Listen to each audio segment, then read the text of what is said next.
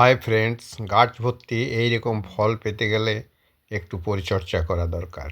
দেখুন কি ধরনের মুকুল ধরেছে, কিন্তু ফলের সময় দেখা যায় নামমাত্র কয়েকটা আম ধরেছে। তাই এখন থেকে যদি একটু পরিচর্যা করা যায় সেটি হবে না। কি করতে হবে না, এই রকম পাইপ দিয়ে পুরো গাছটাকে ভালো করে ধুয়ে পরিষ্কার করে দিতে হবে।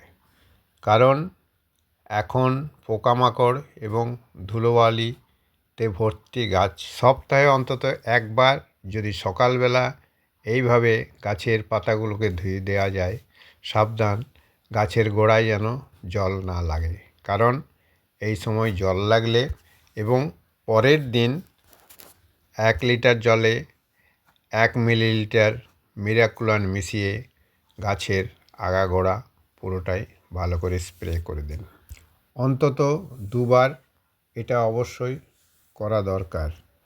তারপর যখন আমের গুটি আসবে, পরের ভিডিও পরে দেখাবো। ভিডিওটি ভালো লাগলে সঙ্গে থাকুন এবং একটা সাবস্ক্রাইব করুন।